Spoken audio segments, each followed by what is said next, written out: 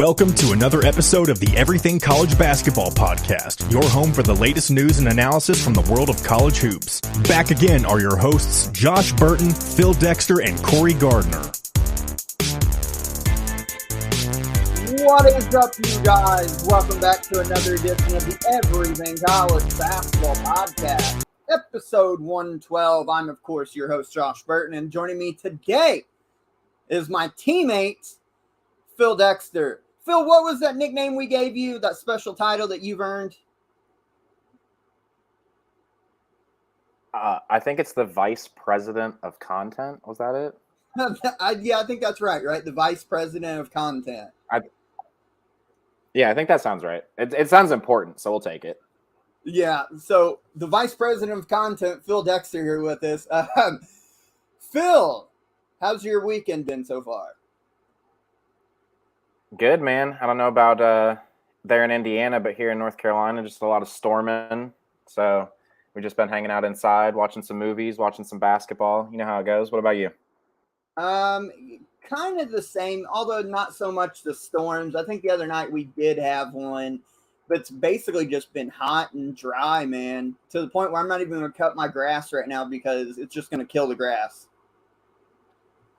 I hear that. I don't even have grass barely. It's just like a few weeds out there. And so if we get a couple of good rains, I got to go out there and mow real quick. Yeah. I mean, some people they'll go out there and cut the grass regardless, but then I'm like, you're just killing that grass and then it's going to look brown and disgusting and like spotty. I'm like, bro, let it rain for a little bit and start to grow and then I'll go back and cut it. Yeah, tell that to my homeowners association. Shit. Why they make you cut it? Yeah, man, they out here putting notices on people's doors after like 8 days. Really? Oh yeah, dude, this shit is wild. Don't even get me started on this. I could do a whole episode on how much I fucking hate my homeowners association. Dude, some people can be weird as hell, you know? Oh yeah, for sure. Like I literally got a notice a couple weeks ago. We had gone 10 days in between mowing our lawn, and we got a fucking letter on our door. That type of shit. Wow. I'd be remiss if I didn't mention that episode 112 is brought to you today by our good friends and sponsors of the ECB podcast this year, the title sponsors, Beauty to Beast Nutrition, located in Edinburgh, Indiana. It's a juice bar. It's healthy for you. They serve a lot of different teas and protein shakes, and we've mentioned them before in the last week since we formed this partnership. Fantastic. I've had the cherry blossom. I just tried the birthday bash the pomegranate birthday bash, because they have different versions of it. Fantastic. If you guys are in or around the central Indiana area or just passing through and you want to support ECB and help our friends out at Beauty to Beast Nutrition, stop in. It's located in downtown Edinburgh. Stop in, get you a healthy drink. Tell them ECB sent you. Natasha will hook you up with 10% off your purchase. I promise you, when you go, get a mega. If you get the regular, you're going to drink that thing so fast and be like, I should have spent the extra $1 or $2 and got the mega, because they are phenomenal. So we got to shout out our friends and sponsors at Beauty to Beast Nutrition, located in Edinburgh, Indiana. Can't thank them enough for hopping on board with us this year. Absolutely. I haven't gotten the chance to try them out yet, but I do follow them on Facebook, and I get to see all those delicious smoothies, juices. They have oat bowls. So anything you need, you need a little bit of breakfast, you can stop in there. It looks fantastic, and we could not be more thankful for their, partnership. Oh, absolutely, man. Natasha, like I said, she's a great person, dude. Just stop in and chat with you if you guys are around the area. And like I said, tell them ECB sent you, get 10% off of your entire purchase. It's well worth it if you're around the area and you want something healthy to drink. Way better for you than any of those pops or anything else like that. By the way, man, before we get into college basketball talk, I'm 3 weeks now into keto. I've dropped about 30 pounds, and I feel fucking phenomenal. And the Beauty to Beast Nutrition, the teas are a huge part because they're all keto friendly. And it makes you feel good, because sometimes you get that urge, because if you're like me, and I know you're in the South, sweet tea is a major deal. Like, I'm not a snob about much. I'm a snob about sweet tea. This isn't necessarily sweet tea, but it's got enough flavor in it. And like I said, it's healthy for you if you're on a keto diet or whatever type of diet you're on. that it gives you that same like enjoyment that a sweet tea would give you.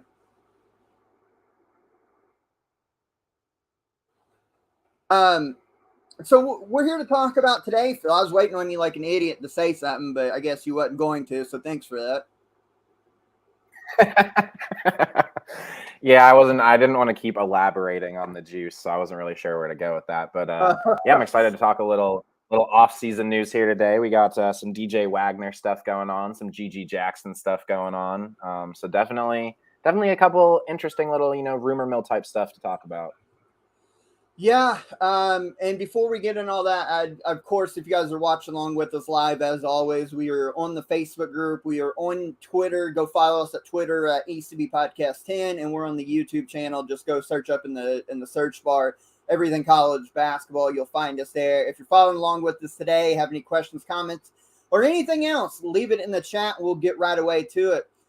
But no, since you mentioned DJ Wagner, I know we've talked about it in the last episode. We've alluded to it for a couple months now. It's the ongoing saga. And I say saga not in the sense of another former talent that we're going to speak on here in a little bit, Imani Bates. Not in like a negative saga, but man, like the pendulum swings. In short, DJ Wagner for years now has been considered a Kentucky lean. And then KP gets hired at Louisville. He hires his grandfather, Milt Wagner. Then the analysts switch their predictions to Louisville. It's been Louisville for the last couple months. Well, this past week, we get a big 4th of July explosion firework type deal because now those same analysts are either retracting and saying it's too close to call, or in the case of a lot of them, they've made the switch back to Kentucky. It does appear that Kentucky is the favorite again to land the highly touted DJ Wagner. Phil, I'm going to let you take first volley on this because I got a lot to say about DJ and this whole deal. I want to hear your thoughts first. Well, I'll be honest, I'm not surprised by any of this. I mean, from our personal conversations that I've sort of been on the don't get too sure about DJ going to Louisville train. And I don't think anything in his thought process or in the way he ranks these schools or anything like that has changed over the past few months. I think that a lot of what we've been hearing, about his recruitment has been driven by optimism from the Louisville fan base. Obviously, the hiring of his grandfather was a huge deal. But throughout all of that, if you've read from people close to, the source, if you've read Kyle Tucker, Pat Forty did a piece about it. Kentucky's been in this the whole time. It's never been this landslide, Louisville's way out in the lead like everybody's been talking about. I mean, Cal has a great relationship with DeJuan. That's always going to be there. And the Milt thing, whether Milt got hired or not, him and KP were best friends. DJ's familiar with KP. Like that, the Milt thing is not that big of a deal to me. Like I still, again, to me, I think it's sort of a non-story, to be honest. I think DJ is probably 50-50 and he's probably been 50-50. And I don't think we're going to know for, 6 or 8 more months, really what is exactly going on here. No, I think that's a good point. I'm trying to figure out which piece of the cake I'm going to dive into first here, but as far as DJ goes, the one thing you've heard and you hear it more now is that DJ appears to be nearing a decision one way or another. The same with his high school teammate, Aaron Bradshaw. That should be coming up in the next week or two. But as far as DJ goes, let's start with the Louisville momentum. Kentucky had the favorite on him. They were leading the race for, like I mentioned, for a long time. And then KP gets hired. They bring in Nolan Smith, and they bring in DJ's grandfather, Milt. So then the pendulum swings. You start getting guys like Travis Graff putting their crystal ball predictions in for Louisville, and the momentum appeared to be shifting towards Louisville. And then I think we mentioned it a couple of shows ago when Robert Dillingham committed to Kentucky. It was thought to be, well, maybe, DJ isn't going to Louisville now because why would they both go to Kentucky? Well, now we've seen, as you mentioned, Kyle Tucker has said this whole time the Kentucky staff has never wavered in their confidence about bringing in DJ into the program. And now we're starting to see the momentum shift back to Kentucky. If I am Calipari and them, obviously I'm ecstatic, but I do wonder how much, I wonder how much this trip, when he just left Spain this last week, he flew over to Spain to watch Team USA's under 17, which just won the gold medal, play in person specifically for DJ. I'm sure he watched a couple other kids, but specifically for DJ. I wonder how much that had to affect, because as he's over there, now these crystal ball predictions are changing. Regardless, DJ, we've said the whole time, is going to the state of Kentucky, albeit Kentucky or Louisville. It does seem like Kentucky's the favorite, but I also wouldn't count Louisville out, as Peyton joins the show with us now. I'm sure he's going to have a lot to say on this as well. But I wouldn't count Louisville out. It would not surprise me if DJ, before decision day, if you don't have him going back and forth, 1 week he's leaning towards Louisville, 1 week he's leaning towards Kentucky. Why? Because he's a teenager. Teenagers change their mind all the time, and this is a major decision. DJ, by all accounts, is going to be a one and done.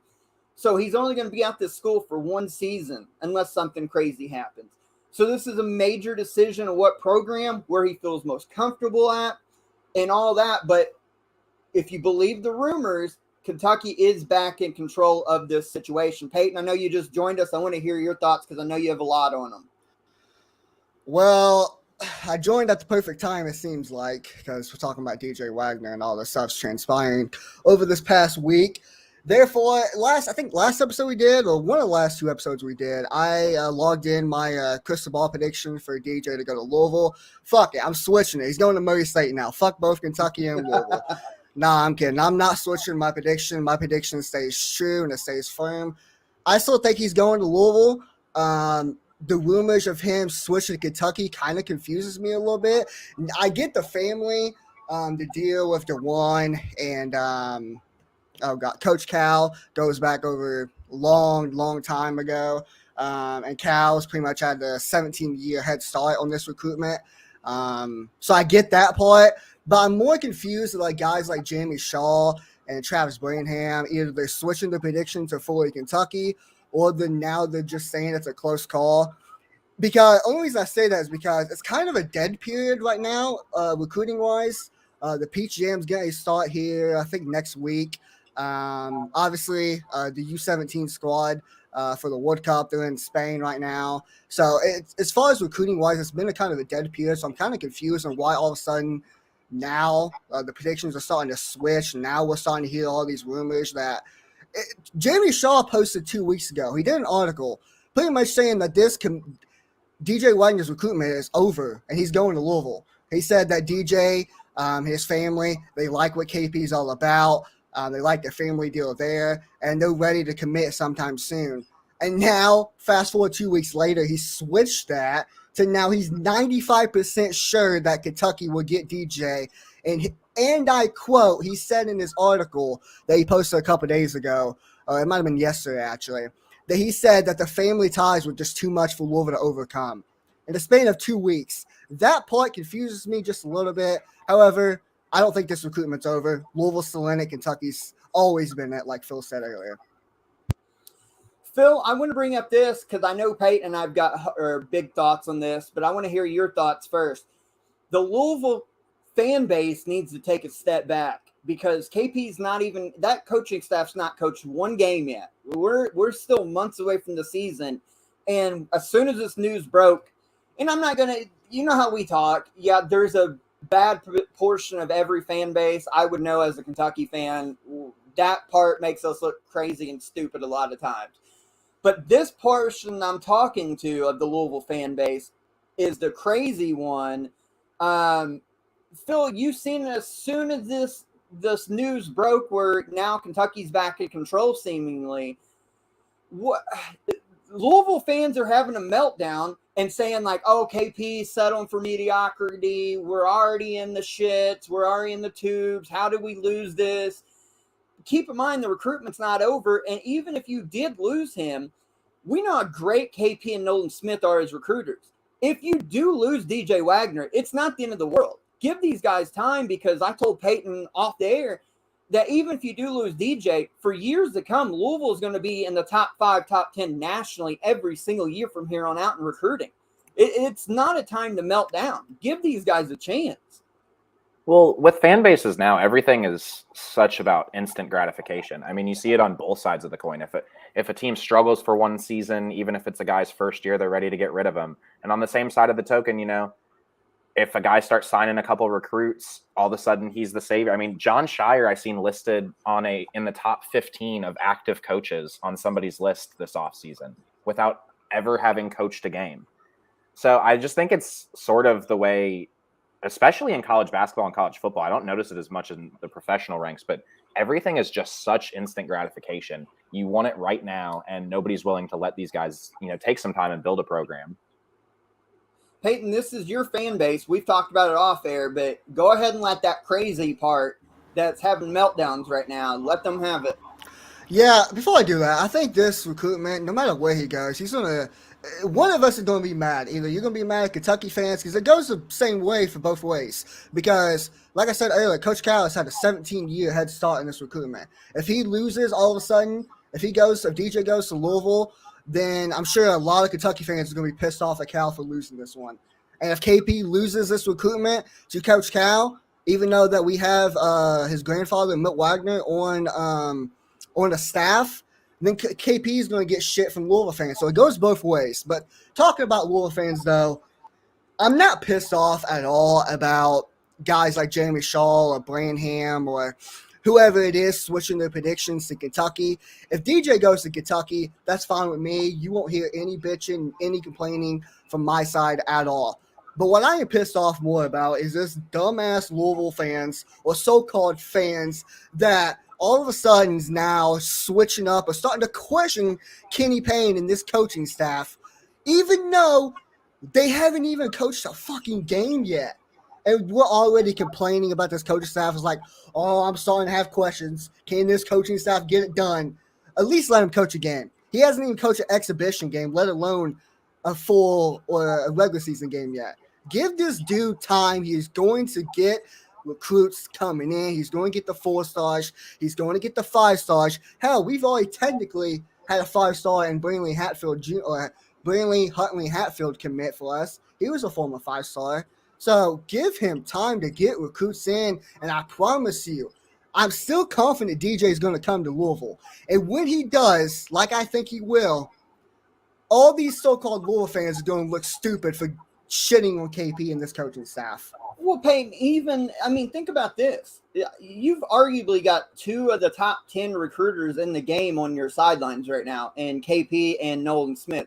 Even if you do miss out on DJ Wagner, the idea that you've gained this much ground on a super talented generational type player in DJ Wagner in this short amount of time is success in itself, even if he does not go to Louisville.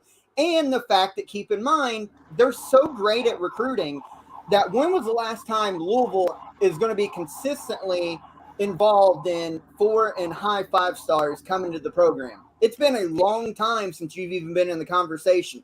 Look at outside DJ Wagner of all the guys that you've either offered or now you're all of a sudden high on their list. That wasn't happening for the last 10, 15 years. Even in the Patino era, you got great recruits. Peyton Siva was a 5-star point guard. Russ you Smith. got Donovan Mitchell, Russ Smith, et cetera, et cetera, et cetera, et cetera. But you will recruit at a level unlike Louisville's seen since probably the 1980s. Yeah, well, our last top 5 recruit, if I remember correctly, was like 2009 when Samedo Samuels committed to Louisville. And he might have been the number 1 player in that class, or 2008, whichever class it was. But I know for sure he was top 5, and that was in the Patino era. But ever since then, we haven't got like a top 5 player in a very long time. And that's going to change, like you said. I have trust in KP and Nolan Smith and Danny Manning and even Josh Jameson. I have faith in this recruiting staff or in this staff that we're going to get the top recruits in. We're going to develop them, and Louisville is going to be back in the top, fighting for ACC crowns, be in contention for Final Fours very, very soon. Just give the man time. Stays around. Well, that's true. It doesn't matter which conference. We'll be in contention for it. But just give this coaching staff time to develop and really get his recruits. Because Caleb Glenn, who's a 4-star now, I guarantee you by the time next year, he'll probably be in contention for a 5-star. Or he'll be a top 30 prospect. He has had a hell of a summer so far. EYBL, he's been lighting it up. He's been doing great things. He's going to play himself into 5-star, or at least a top 30 recruit by the time he heads to Louisville. So we already got a good player in him.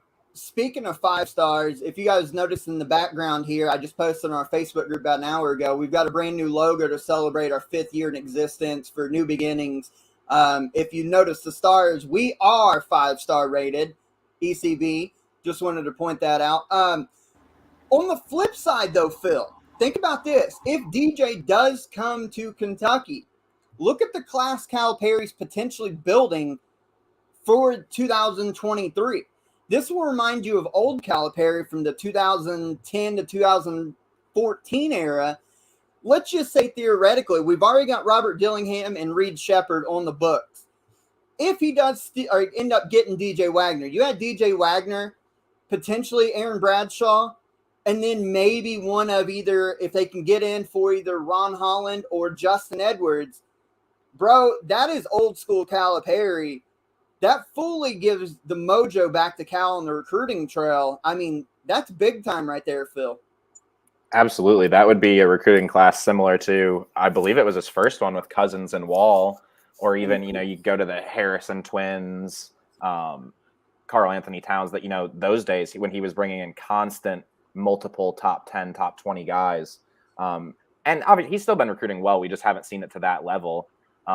And with the transfer portal now, you didn't have the transfer portal back then. With what he can add to that talent with the transfer portal and having some veteran guys around him, I mean, that would be a super dangerous squad. Yeah. Speaking of, go ahead, Peyton. Robert Dillingham, DJ Wagner, and Bradshaw, a.k.a. De'Aaron Fox, Malik Monk, and Bam Adebayo. It's like almost identical to that 2016-17 squad of Bam, Malik Monk, and De'Aaron Fox, and that team is really good. So if you get all these guys, then Kentucky's going to be a number 1 recruiting class, at least got to be in my eyes, along with Reed Shepherd. And if you get either Holland coming in or Justin or Edwards, whichever one, Kentucky's going to have a great class. Anybody who says Coach Cal's fell off the recruiting side, you're either dumb or you're hating at that point. I think what we're seeing now with Calipari is he's pissed off. I think after some of the failures of not meeting expectations, especially last season with the early round loss, I think he's pissed off because this is the first time in many years we've seen Cal already offer and aggressively go after dudes so early. Here in the last 5-6 seasons, he's been laying back and offering late and trying to pick up. I think these failures or lack of meeting expectations and Duke killing him in the recruiting trail, I think he's fed up with it and like, all right. And you got to give credit to his staff because it's not just him. Orlando Antigua came back, took over for Kenny Payne. Antigua was always a great recruiter. He was there when Cal first came in. And you got to give a lot of credit to Chin Coleman because he's put a lot of work in, especially, in my opinion, he's the reason Robert Dillingham is coming to Kentucky because he was instrumental in recruiting him at Illinois. And then as soon as he came over to Kentucky, he started back in on him despite Dillingham being committed to North Carolina State. So guys like Antigua and Chin Coleman's really helping Cal out, and Cal's got that kind of swagger back on the recruiting trail where he's locking dudes down. Could be a good thing, a new renaissance of Kentucky basketball, which is much needed. And the last thing I'll say on this before we move on to our next topic, with the meltdown of Louisville fans, of course, some of them are upset and trying to downplay Kentucky, and that's expected. I forget the poster, but he's like, I just don't see how, if you do get DJ, how Robert Dillingham, DJ, and Reed Shepherd, you're going to have room for them all because they're all going to want to start. No, they're not. DJ and Robert Dillingham starting. Reed Shepherd, regardless if those two guys come in, understands he's coming in to be a multi-year player and accepting a role off the bench. I like Reed Shepherd. I think he's a talented player. But he's going to be one of those guys, if he sticks it out at Kentucky long enough, that by his junior, senior year, he'll be more of a contributor. Those first 2 years, he's probably not going to – he'll play some, but he's not going to play a whole lot. No, and I think I know the name because I seen that post as well, and I didn't even normally I like anything about Louisville wise, but that right there was just a dumb post, and I didn't even like it. It was like I didn't want to comment on it, which I didn't. I know you did, or you mentioned about it, so I'll just let you deal with that because yeah, it's a stupid post.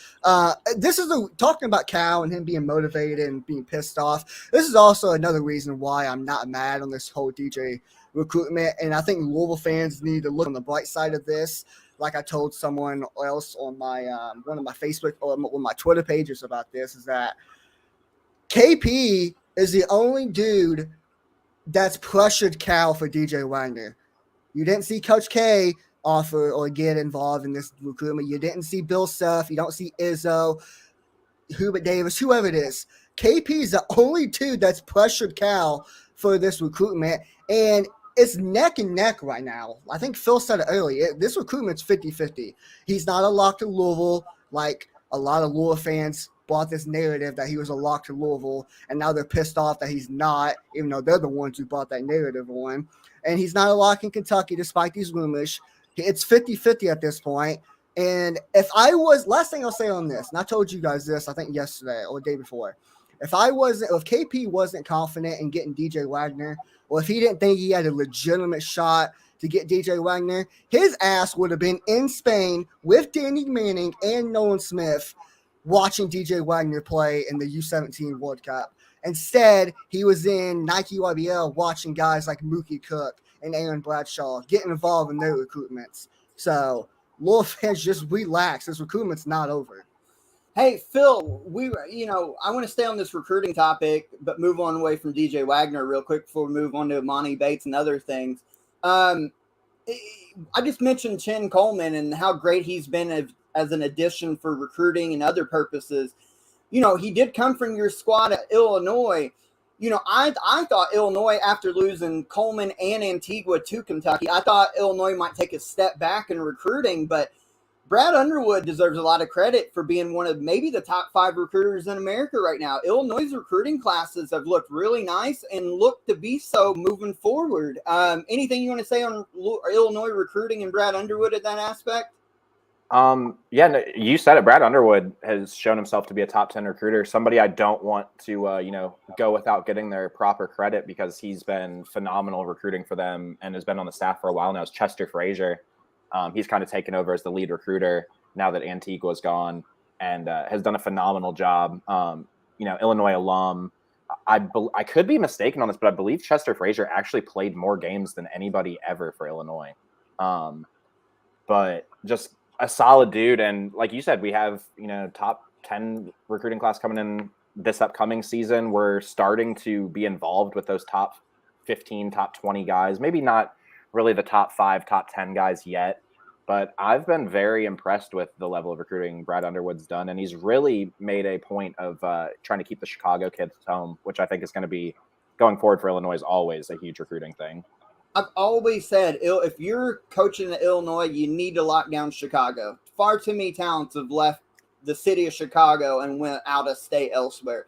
Illinois needs to recruit Chicago first and foremost before they go anywhere else, because you're going to find a lot of superstars coming out of that city. Well, and I shit on Bruce Weber all the time, but honestly, if you talk to people in that area and high school coaches, that was the downfall of the Illinois program with Bruce Weber, is he did not make any relationships with the high school coaches in that area. And even Jim Gross, when he came in, did a lot better in that regard, and Underwood's just sort of built on that.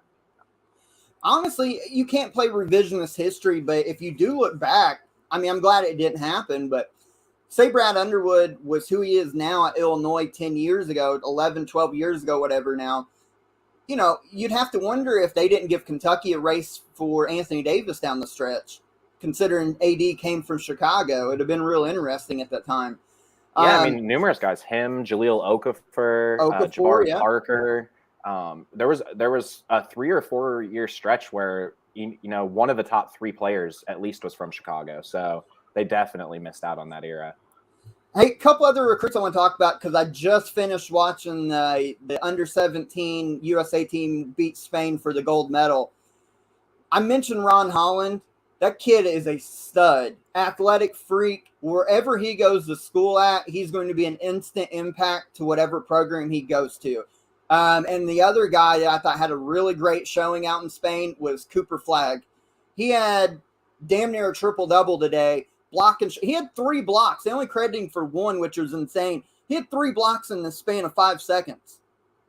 Yeah, I think I mentioned him on the last episode, and I've talked about him on Twitter, but could not be more impressed with Cooper Flagg. 15 years old, almost 2 years younger than a lot of these dudes playing. By far the youngest dude on Team USA and has to be one of the youngest guys in the tournament.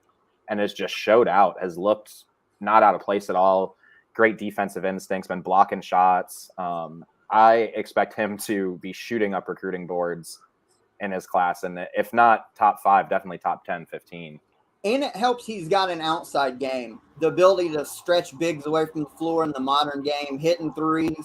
I think he's a huge talent. People will be lucky to get him wherever he goes. The other one, Peyton just brings it up. You guys were following along with us live. We've got Gigi Jackson highlights in the background. Yep. Phil, this is in your neck of the woods. Gigi is a 5-star kid that's currently, this is a weird situation, currently committed to the University of North Carolina. But rumors and reports, same in a way to DJ Wagner this week too, have came out that he's probably going to switch allegiance to the other Carolina team and go to South Carolina. It's down between, if he does, it'll be South Carolina or the G League. All signs seem to be pointing to South Carolina, which is a huge pickup for their first-year head coach. Phil, thoughts on Gigi in this whole situation? Yeah, Peyton kind of mentioned he wasn't really sure what had changed in the DJ saga, and that's kind of what I feel about the Gigi Jackson saga, because, you know, it started to come out this week that, oh, well, his birthday is 2 weeks before the draft cutoff, and so technically he could be draft eligible this year. Well, his birthday never changed dates, so he's been draft eligible this whole time, so I'm not sure why reclassification has just now sort of been put on the table for him. But the situation sounds to me like he's considering reclassification. If he decides to remain in the class that he's in now, the 2023 class, he will be at North Carolina. I don't even think South Carolina is under consideration in that scenario. Now, if he reclassifies, North Carolina doesn't have a scholarship for him currently. And because obviously, and again, that's another thing that tells me he was not even considering reclassifying, because if he was, North Carolina would have kept a scholarship open until the last second to account for that possibility. So I don't know if somebody's gotten into his ear. I'm not really sure what the case is here, but I'm pretty excited to see what happens over the next week, because I think we're going to find out here pretty quick. I mean, I know Lamont Paris, which is South Carolina's new head coach, taking over from Frank Martin. He did really good things at, I think it was Chattanooga's where he was at. He did really good things. We knew how good the Mocs were especially this last season. But you look at the roster, the research we've been doing for this special project, South Carolina, this would be a major, major coup for South Carolina. But it does seem odd, does it not? Like, you see normally a player like that goes to North Carolina. Usually they don't end up at South Carolina. That seems to me like the kid just wants to get the college experience out of the way so he can go to the draft and have a year of college and maybe be a big fish in a small pond. And that's no offense to Lamont Paris and the Gamecocks, but it's just reality. You don't often see these kids go to, I don't want to call South Carolina a lesser school, but they are in the terms, if you're compared Kentucky, Kansas, North Carolina to South Carolina. It's kind of an odd choice, and it's one that historically usually doesn't pan out as well. Well, I will say this real quick before I'm sure Peyton wants to get in here, but I think he probably would have committed to South Carolina originally had Frank Martin not been fired. Gigi Jackson's family is very, very close with Frank Martin. I mean, very, very close, to the point that UMass was in the conversation for a guy, you know, who's the number 1 recruit, number 2 recruit, depending on who you look at. But so I'm wondering too now if the fact that, you know, he's technically from like right near the border in North and South Carolina, I believe, but I'm wondering if he wants to stay closer to home. And, you know, originally he was scared to make that commitment with Frank Martin being gone. And now that he's gotten to know Lamont Paris a little bit more and his family's in his ear wanting to keep him there. That's sort of what the situation seems like to me, is maybe not wanting to. I know Chapel Hill's still pretty close to where he's from, but it's not as close as Columbia is. Yeah, this recruitment is like too foggy for me to put my finger on. I don't know what's going to happen. I think I agree with Phil. If he stays in the 2023 class, he's staying with North Carolina. I don't see South Carolina getting a commitment from him anytime soon for the 2023 class. But if he reclassifies, just like the rumors are spreading, he's either going to the G League or he's going to South Carolina. And right now, Jamie Shaw and a couple other big-time recruiting analysts are starting to put their crystal ball predictions in for him to go to South Carolina, which is weird to think about because when's the last time you've seen a guy commit to a school and then a couple weeks later, even though he's committed to a said school, he's starting to get crystal ball predictions for a different school? I don't think I've ever seen that happen, and at least not what I can remember. Yeah, and it's not like North Carolina's in some sort of like trouble with the NCAA. If that's the case, then I would understand him getting crystal ball predictions for another school. But no, North Carolina's not in trouble with the NCAA. So we'll see. We'll find out probably here soon. Especially a dude that's already committed elsewhere. It happens all the time if a dude instantly decommits, but he's not officially decommitted. These rumors have kind of came out, and you've seen where Hubert Davis and them's been in, try to be in attendance for some of his action to almost like re-recruit him. It's really odd. Hey, let's move on to your guys' favorite player in college basketball this year, the big-time stud sophomore, Imani Bates. I don't know if we talked about in episode 111 or 110, but let's talk about it. He officially, after this long, drawn-out transfer portal issue, we all thought he was going to Louisville. Then you hear other schools, but he winds up back home at Eastern Michigan.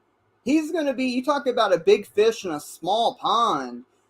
Phil, what is up with your boy Imani Bates?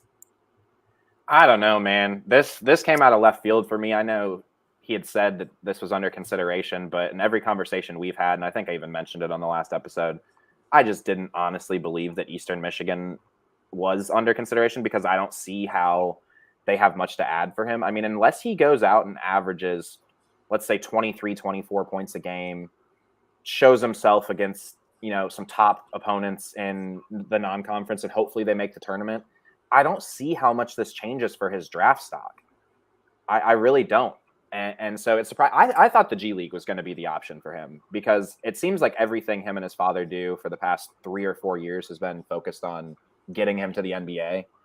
And at this point, they're just hoping that he still gets drafted. I mean, that sounds crazy to say, but if he went out and had another year this year like he had last year, I don't think so. Hell no. I'm glad you mentioned that because I was going to mention that. It's very possible that he can go undrafted next year. We see very possible. We see it every draft where a dude highly touted and ends up not drafted or late in the second round. To me, and you don't want to ever be negative on a kid because that's still what he is. I don't care if he's 18 or not. He's still a kid. You don't want to be negative, but the reality is you're starting to kind of see that Imani Bates apparently doesn't have that winning mentality. He doesn't care about winning. If he cared about winning, he would have either stayed at Memphis or went to a team that could have had him a better chance or make that team a better chance to win. He's going back home to play at a smaller school, to probably put up numbers, to think he's going to increase his draft stock since it's fallen so far. Keep in mind, this was a kid 3 or 4 years ago, that was considered the best high school prospect since LeBron James.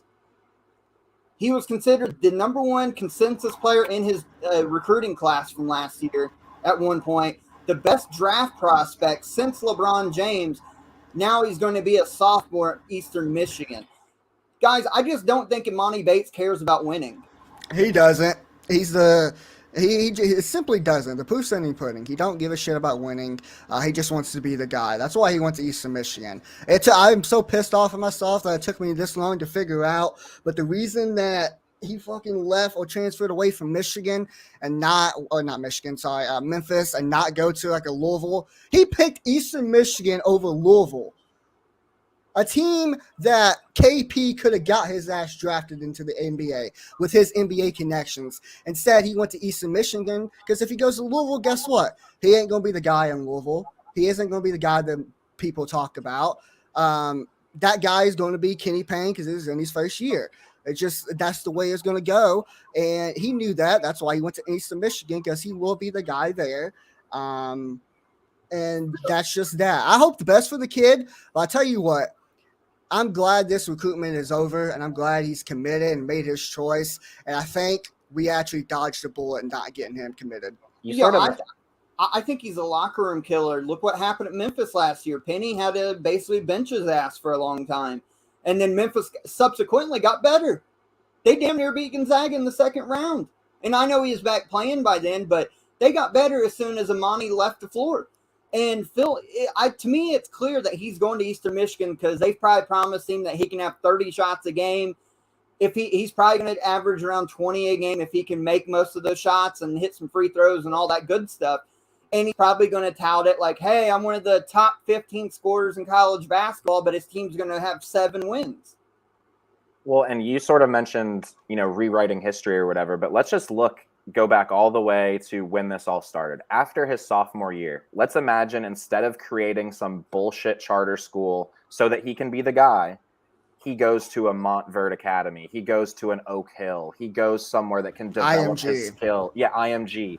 He goes somewhere that will develop him as a player, not only from a skill standpoint, but from a mentality standpoint, from a confidence standpoint, playing against and with the other best players in the country. That shit is important. And he missed out on that. And I think that does, sort of point to, I'm not sure how much of a competitor he is. I'm not sure. And I hate to bring this up about a kid like you mentioned, but does he love basketball that much? Or I still just wonder how much of all of this is driven by his father as like a show business type parent. And, it is. And how much of that has hurt him, again, going back to his sophomore year in high school. Yeah. Well, even Josh, before you, sorry to interrupt you, but even when we seen him at that Nike OBL tournament about 4 some years ago in 2018, on his, I don't remember what his team was. I think Bates Fundamental, actually, now I'm thinking about it. Yeah, he was. He was the only kid that was actually worth a damn on that team. And he's playing against Bonnie James's team, Strive for Greatness, who had Bonnie James, Sky Clark, Dior Johnson, guys who were actually good and helped him get better. Or help Bonnie James and his team get better. And he had 40-some points, and he looked amazing doing it. He was they compared him to the next Kevin Durant. That's what baby Kevin Durant. That's what the comparisons were. Best high school prospect since LeBron. But yeah, the proof's in the pudding. It's all his dad. I don't know how much I fought him for it, but I think he definitely deserves some of the blame because, like you guys said, I just don't think he gives a damn about winning. He's not a competitor, like most high school players are. And I think his dad just got involved in his recruitment. And yeah, we'll see. We'll see if he gets drafted. I don't know if he will or not. Keep in mind, Amani originally committed to Michigan State. You talk about a program that would have developed him as a man and a better player. Tom Izzo would have been perfect for him. But I didn't fault him for decommitting because stylistically, Michigan State didn't fit what he likes to do best. Memphis was a good spot for him. The way Penny likes to play, get up and down the floor, be athletic, play above the rim, shoot threes. That was a perfect fit for him, and he still didn't like that. Penny preaches defense, so maybe he didn't like that. But this makes no sense. I wish the kid the best. Hopefully he gets back on track. But I like we've all said, I do not think he values winning, and I don't think, like Phil said, he's much of a competitor. This is a weird move. And the last thing, just real quick, is he's not this super physical freak who could get drafted on just that alone. He's a rare player whose wingspan is shorter than his height. He's not a crazy explosive athlete. So he has to go out and show that these skills that we've seen 3 or 4 years ago are on the level that we thought they would be. Because he's, some guys can get drafted on athleticism alone, and he's not that dude. Yeah, he's not Zion. Exactly. Not at all. A couple other things I want to talk about. Guys, we mentioned when it broke last week or week before last, whenever it was, in the last few weeks about the conference expansion. We pondered on what might happen to the Pac-12 and they're being dissolved. You hear now that the Pac-12 is going to try their hardest to stay a big conference, bring in some people. But you're also hearing rumors, too, that maybe the remaining Pac-12 schools might form with the Big 12. I still think if you're looking at a crystal ball 5-6 years from now, there is no more Pac-12, period. Football, basketball, the Pac-12's done. And I think the most likely scenario at this point is they do form, because I don't see now the Big 12 going away lightly, especially bringing in Cincinnati, UCF, some of those schools. I think if I'm Colorado and Utah and some of those, I'm trying my hardest to merge with the remaining Big 12. Yeah, I mean, it seems like just about everything's on the table.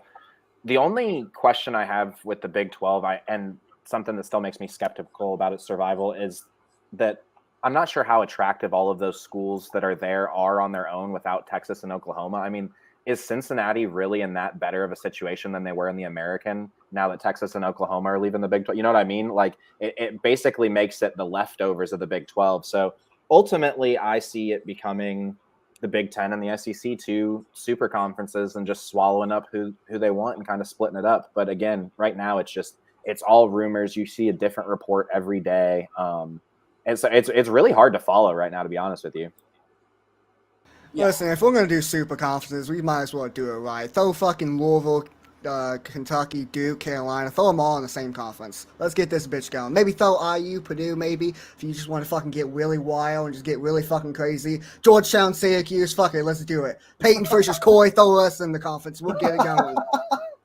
Let's do this some bitch life. We're going to do it. No, for basketball sakes, that'd be tremendous. That'd be tremendous to have all of us in the same conference. But, yeah, wild times. We've mentioned it. We go back in the archives. You'll find it. We did that emergency video. It's on the YouTube channel talking about the latest conference realignment news and notes. I just thought I'd bring that up. Hey, before we get out of here today, though, so we've been alluding to this special project we've been working on. We're not going to say what it is because now it's definitely not the time. But I do want to we've basically been looking into teams already, going in, diving as deep as we can with as much information as we can. So a couple of these teams I'd like to talk about from our research early on, if you guys don't mind. I took care of the SEC already. I've already started the Big East today. And let me tell you something. The Big East, the two teams I've done so far are going to be really good.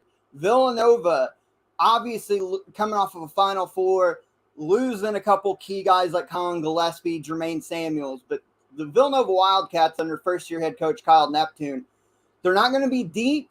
They're going to 6, 7 probably is about it as far as quality goes. But they're going to be small again, but they're going to be really athletic. If Kyle Neptune can hold his nerve and figure out how to coach this high talent he's got, Villanova is going to be really good again. And Creighton is my favorite. I'll go on record right now and say it before we even do our conference predictions in a couple months. Creighton's my favorite to win the Big East. I think they're a top 10 ball club.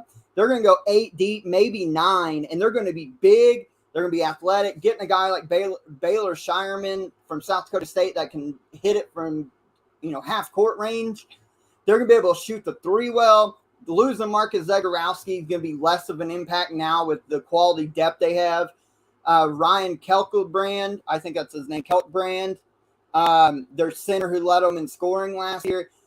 Ryan Kelkbrenner, Arthur Kaluma, Ryan Nimhard coming off the injury. This is a team that gave the reigning champs Kansas all they wanted in the second round without Ryan Nimhard. Creighton is going to be phenomenal next year. Yeah, I don't have so much like an entire team that I want to get into, but just one guy that I've been super impressed with when I was getting into Ohio State's incoming recruiting class. Bryce Sensabaugh, number 59 recruit in the country. He's out of Florida. He was the Mr. Basketball in Florida, averaged 25 points a game, 7 rebounds. This kid is fucking NBA ready. And I know that sounds crazy for the number 59 recruit in the country. 6'6", 240 pounds. Just an absolute physical monster. Can handle the ball, can shoot the ball, can create for others.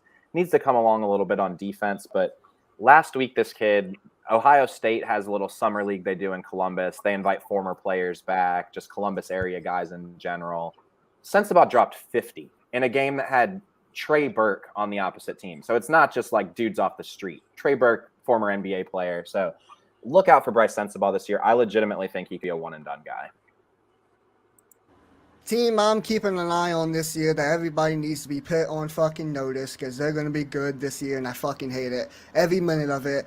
Virginia. Virginia's going to contend with North Carolina for the top of the ACC conference. They're going to be a top 15 team ranked preseason, I would imagine. They only lose Cody Statman, not much, 3.3 points per game, 2 rebounds per game, it's not much.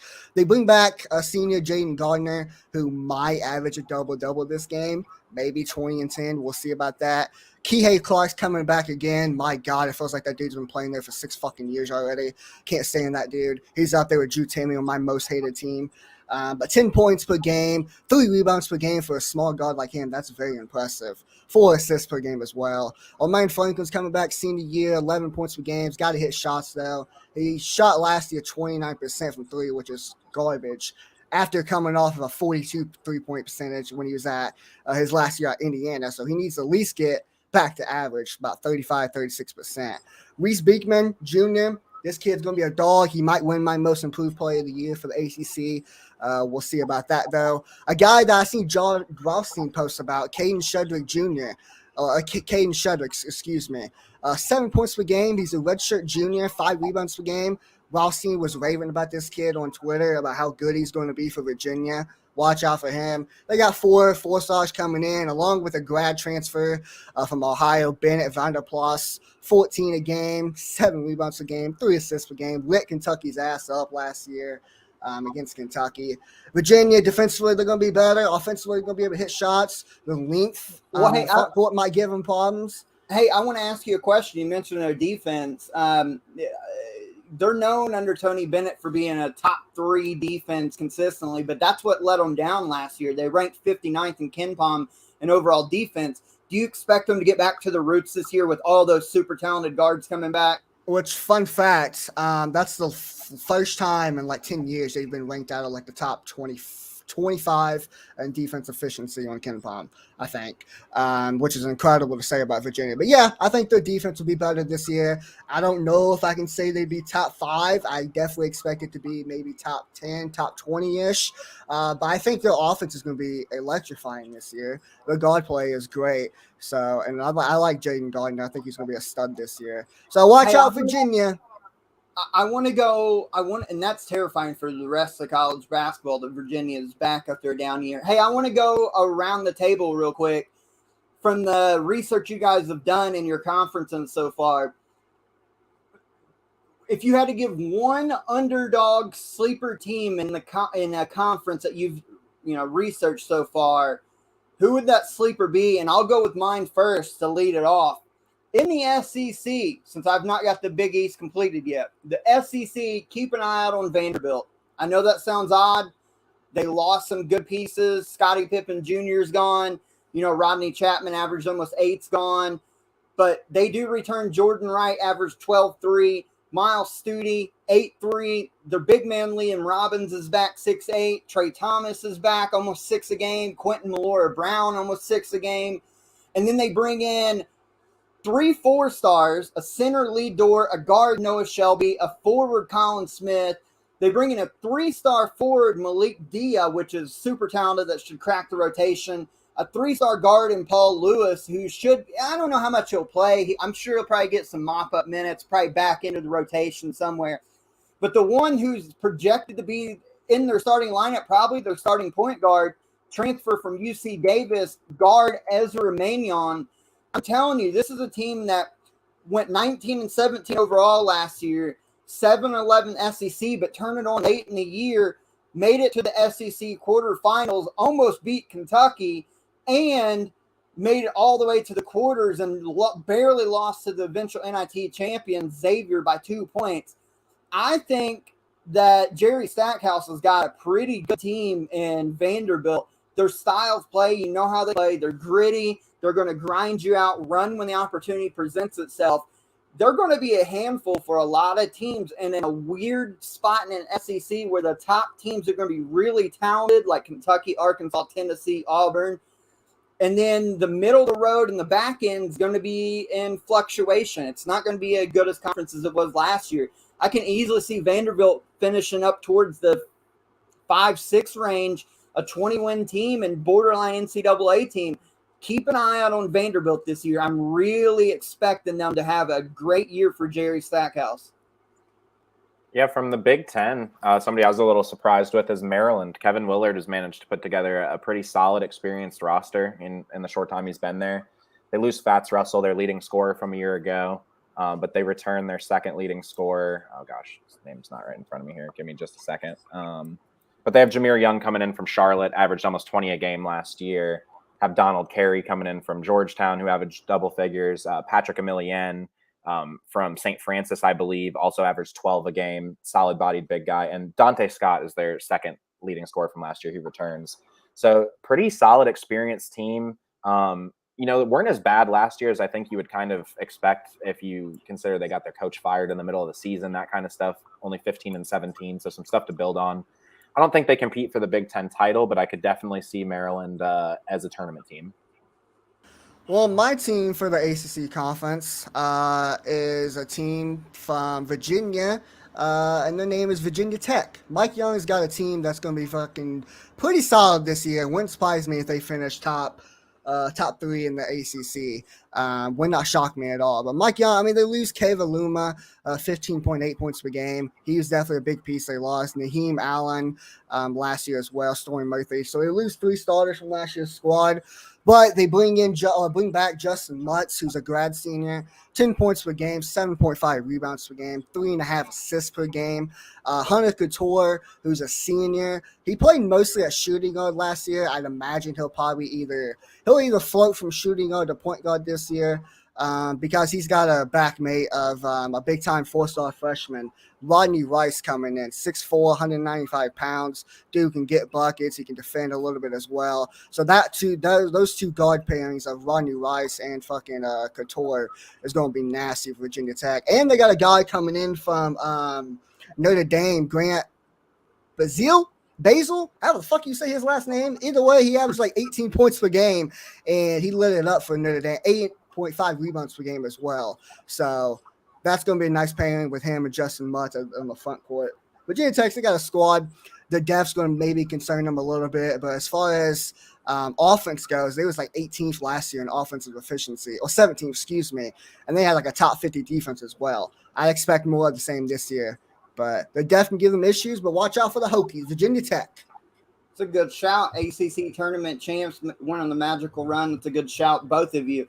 Before we get out of here, last piece of business, I don't know if we touched on it, but we will right here. The highly controversial Sean Miller is back in coaching, back where he made a name for himself at Xavier with the Musketeers, like I mentioned, the reigning NIT champions. I think it's going to take him at least a year to get his players in the mix. But, they've got Indiana coming in this year. What do you guys feel about Sean Miller being back at Xavier, and just how fast do you think it'll take him to get everything turned back around to have Xavier back in the conversation? I don't think it takes long. I think they're probably right back in the tournament this season. He didn't take over, a super barren situation when it came to talent. They're a team that should have been in the tournament last year, would have been in the tournament if not for just a complete late season collapse. So I think Sean Miller steps in with that, I don't want to say expertise, but, he's pretty much won consistently at both Xavier when he was there and Arizona until those last, year or two when he was under NCAA kind of microscope. So I think they're right back in the mix for the tournament and probably 2 or 3 years away from competing for Big East titles. Yep, I'll second that. I think they're back in the tournament immediately this year. I think they get into the tournament because they almost made it last year. Ended up losing in the Big East tournament. But I'm looking at I don't have the roster on me right now. I'll have to check that later. But I'm looking at their depth chart from last year. They had 3 freshmen starting. So I'm not sure if all those 3 guys are coming back or not. But obviously they'll probably lose Daryl Morsell if I'm looking at this correctly, since he was a senior last year, unless he's a grad senior coming back. But I definitely think Sean Miller's a hell of a coach. He did well at Arizona, so I think we'll have this team back in the tournament very, very soon. This year, to be exact. Well, they obviously lost Paul Scruggs, which was an All Big East performer 2 seasons ago. Really, he had a great career at Xavier, and they lose Nate Johnson. That's about 22 points a game that they're losing. Plus DeJuan Odom, that's another 6.3. But they're bringing in 2 4-star kids, and Desmond Claude and Cam Kraft. They're bringing in the Tennessee State transfer, Hersey Miller, and they're bringing in a transfer from UTEP, Sully Boom, Sully Boom averaged 19.9, just shy of 20 a game, was all-conference second team in the Conference USA. So I think, like you mentioned, Phil, they're not going to be barren with talent, but I think he's got a roster good enough that it'll compete. I still see him just missing the tournament in the Big East from the Big East Conference this year. But I think it'll take about a year because we know one thing about Sean Miller is he's going to get recruits in. He's a really good coach. Xavier the first go round, Arizona before all the infractions and the scandals and all that. The one thing I do wonder is, I don't know, has a ruling ever came down on him from the infractions of Arizona? And if not, well, how much will that play in a factor? I'd imagine Xavier's done their homework. They probably wouldn't have hired him if they feel like they're going to get hit with some kind of ban or suspension. But I'm wondering if those allegations and all of that are still lingering. I don't think they are because, like you said, I'm off the top of my head, I'm not 100% sure, but I can't imagine Xavier would have made that hire if he still had some allegations hanging over his head, because there would be a potential show cause penalty, stuff like that. And Peyton sort of mentioned it. I didn't have the roster right in front of me when we started talking about this, but a couple guys coming back that I loved from last year. Adam Kunkel is just a great veteran guard, started his career at Belmont, just knockdown shooter, really good player.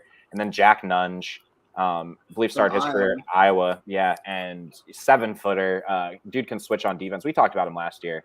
So they have guards, they have big dudes, they have experience. You mentioned the young guys they're bringing in. I actually, now that I'm looking at this roster a little bit more, really like Xavier's chances a lot more. Zach Freemantle, another senior. I think Xavier has a chance to be pretty damn good this year, actually. Yeah, it's interesting. We'll have to keep an eye on it. I know there's a lot of controversy hiring him because of all the infractions, but if he's cleared, then that's a great hire, because Sean Miller, when he's on his game, he's one of the better coaches in college basketball, and he's familiar with Xavier in the surrounding area, having spent so long there. So I think it's a good hire by Xavier. They need to get back into national relevancy, and this could be the way to do it more than likely. But I think that's pretty much it for today's episode. A lot of DJ Wagner recruiting talk, more so than normal, but it's the summertime. Like Peyton mentioned, it's kind of a dead period. Guys, I cannot wait until we can reveal later on down the road what we're working on, because you will be shocked and hopefully appreciate all the effort we've been putting into this project. It's a big endeavor, and we couldn't do it without the support from all of you. We thank you. We've got the new logo to celebrate year 5. And again, you guys can see it if you're following along live. I mentioned at the top of the show, thank you to our brand new sponsors and partners at Beauty to Beast Nutrition. Yet again, stop in if you're around the central Indiana area. Stop in downtown Edinburgh, Indiana, to Beauty to Beast Nutrition for all your healthy teas, smoothies, protein shakes, coffees, all that. It's good for you, good for any diet you're on. Talk to the owner, Natasha. She's a sweetheart. Tell her ECB sent you, more importantly, and you'll get 10% off your entire purchase. But wrapping up episode 112 for Peyton and Phil, I'm Josh Burton. I hope you guys enjoyed this. And until episode 113, we hope you guys have a great rest of your Sunday evening, and we will catch you down the road. Boom.